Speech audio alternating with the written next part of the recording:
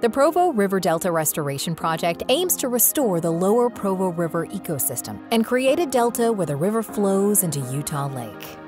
This important project will help recover the threatened June sucker, a unique fish that is native to Utah Lake and its tributaries and found nowhere else in the world. Not long ago, the June sucker was on the verge of extinction.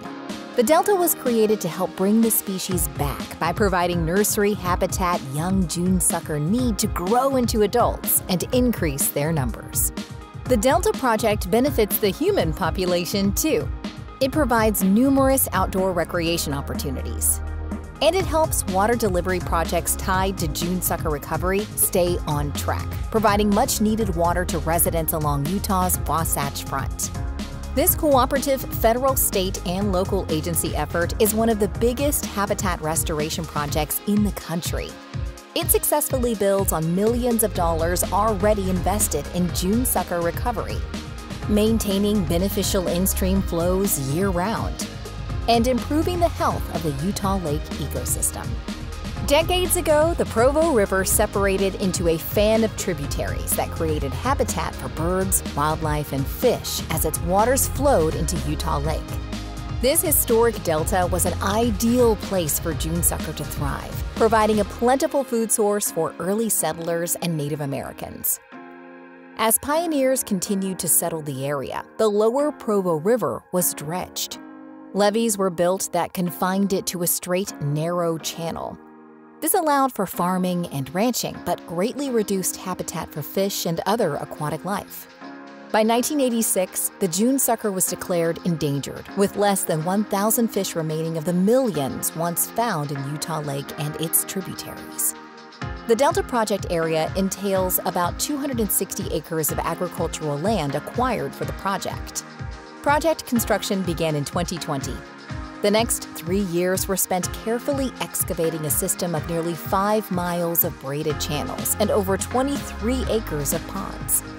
Soil lifts were installed to protect stream banks, and the new river channels were connected to a wide floodplain. Vegetation was planted in the lifts to help stabilize stream banks with their roots. The living stream banks and connected floodplain provide food and habitat for wildlife, filter pollution from air and water, and help absorb floods. Over 1,300 lifts were installed along with more than 700 feet of biodegradable coconut fabric. Major revegetation efforts followed construction each fall. In total, crews and volunteers planted more than 250,000 plants across an area of about 140 acres. The area was also seeded with over 43 varieties of native plants.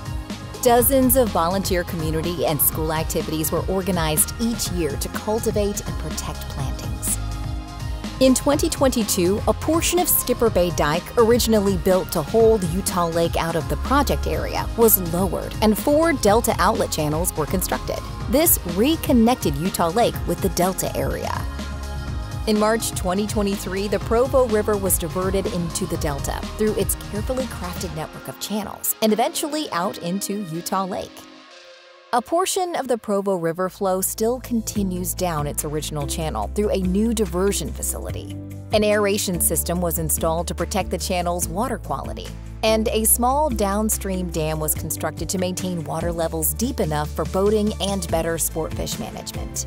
New recreation facilities were constructed along the original river channel and in the delta for people to enjoy, including new trailhead and parking areas, horse trailer parking and path, non-motorized boat ramps, restrooms, fishing platforms, interpretive signs, a new 1.2-mile trail that connects with existing trails to create a 3.8-mile loop, a viewing tower that overlooks the delta and Utah Lake, and Provo's new Delta Gateway Park with a nature-focused playground and educational displays that tie into the project. Thanks to recovery efforts like hatchery stocking and carp control, the June sucker population has improved dramatically. In 2021, with delta restoration underway, the June sucker was downlisted from endangered to threatened, meaning it was no longer in danger of extinction. In the first June sucker spawning event after the delta was created, a near-record number of June suckers migrated through the delta and into the Provo River.